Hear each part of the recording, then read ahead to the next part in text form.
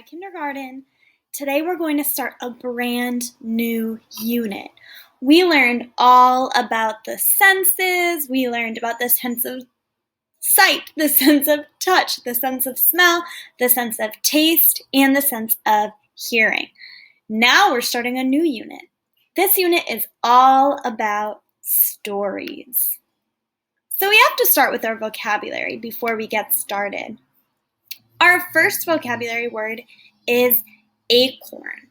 You've probably seen acorns around DC on the sidewalk, maybe, or if you go in the woods, you would see acorns. Acorns are the seeds of an oak tree. So acorns fall off of trees. This is what an acorn looks like. Our next word is den. Now, a den is a cave-like home of some wild animals. So right here, there's a wolf outside of its den. Animals like to live in little caves like this, and we call them a den. And our last vocabulary word is sly. I have a picture of this sneaky looking fox right here because sly means sneaky, secretive, and clever. Sly. Okay, so we're going to talk about a couple different words now that we're talking about stories.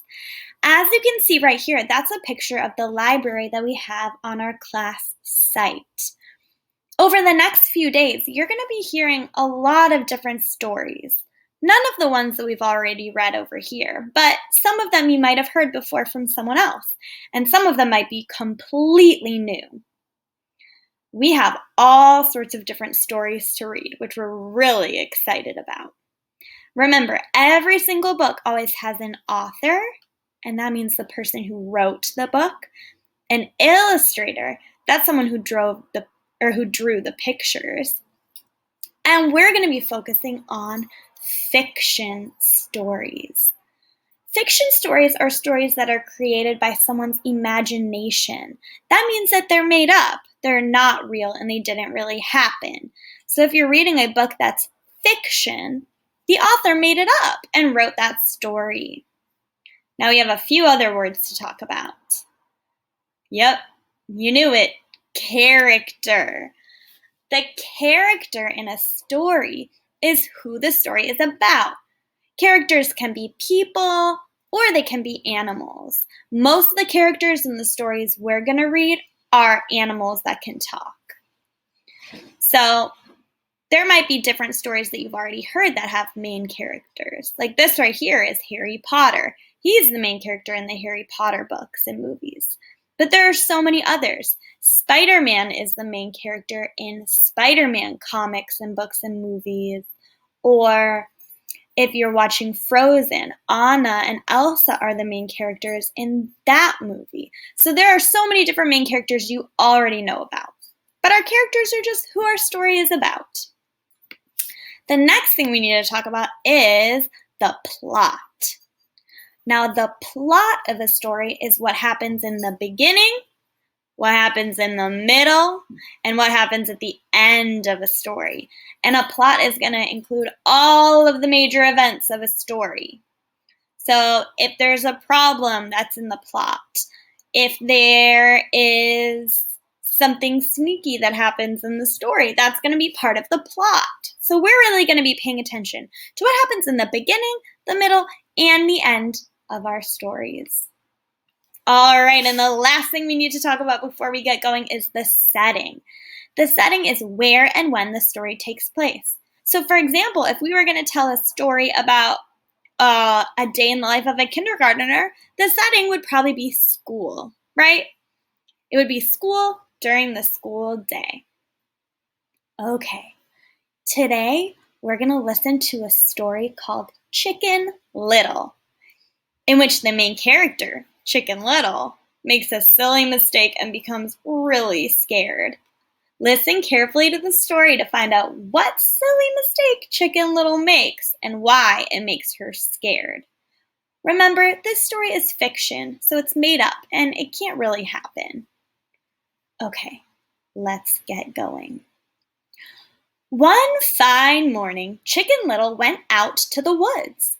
As she walked along, an acorn fell on her head. Chicken Little was a silly little chicken, and she often made silly mistakes. Chicken Little thought the acorn was a part of the sky. Chicken Little was so caught by surprise that she worked herself into a tizzy. "Oh dear me," she cried, "the sky is falling. I must go and tell the king." What does Chicken Little think is a part of the sky? Look at this right here. An acorn is the seed of an oak tree, remember? Is an acorn really a part of the sky? Mm-mm. On her way to see the king, Chicken Little met Henny Penny. "Henny Penny, the sky is falling," cried Chicken Little. "A piece of it fell on my poor head," said Chicken Little, rubbing her poor little noggin with the memory of it. Remember, the word piece means a small part of something, so a piece of the sky fell on her head.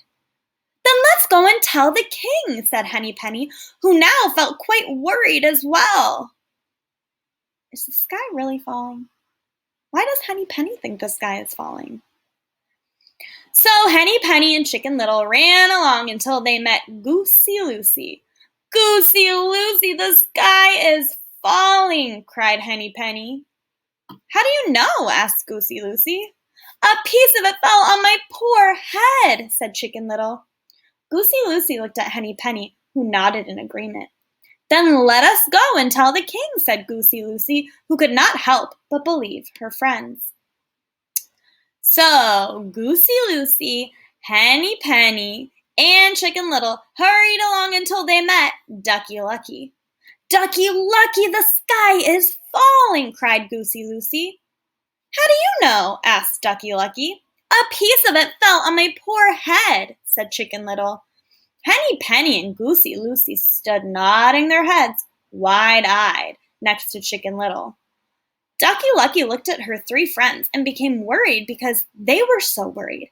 "Then let us go and tell the king," said Ducky Lucky. So Ducky Lucky, Goosey Lucy, Henny Penny, and Chicken Little ran along until they met Turkey Lurkey, who was certainly the biggest of the birds. "Turkey Lurkey, the sky is falling," cried Ducky Lucky. "How do you know?" asked Turkey Lurkey. "A piece of it fell on my poor head," said Chicken Little. Henny Penny, Goosey Lucy, and Ducky Lucky stood behind Chicken Little, flapping their wings with worry. "Then let us go and tell the king," said Turkey Lurkey. Who was he to disagree with four scared friends? So the five feathered friends ran along until they met Foxy Loxy. "Foxy Loxy, the sky is falling," cried Turkey Lurkey. "Oh, is that so?" said sly Foxy Loxy, who knew better but pretended to believe the five trembling words. Remember, sly is being sneaky in a secretive and clever way. "If the sky is falling, you'd better keep safe in my den, and I will go and tell the king for you." The den is the fox's home. Do you think they should go in the fox's den? So Chicken Little, Henny Penny, Goosey Lucy, Ducky Lucky, and Turkey Lurkey followed Foxy Loxy into his den. The dust in the den made Chicken Little sneeze. Achoo! The force of the sneeze made Chicken Little come back to her senses. This means that Chicken Little stopped being silly and thought carefully about where she was and what she was doing. "Wait!" cried Chicken Little. "Birds are supposed to stay away from foxes." Henny Penny, Goosey Lucy, Ducky Lucky, and Turkey Lurkey looked at each other in amazement. You are right," they cried. And so the five feathered friends ran out of the cave and never went back there again. And from that day on, they thought very carefully before believing that the sky was falling again. Did a piece of the sky really fall on Chicken Little's head? What did fall on Chicken Little's head? This story is pretty silly. There were a lot of fun things that happened in it. I want you to think about what happened in the beginning, the middle, and the end. And you're going to put that on Seesaw in the exit ticket below. Get ready to talk about this story with Mr. Malcolm. Great job, kindergarten.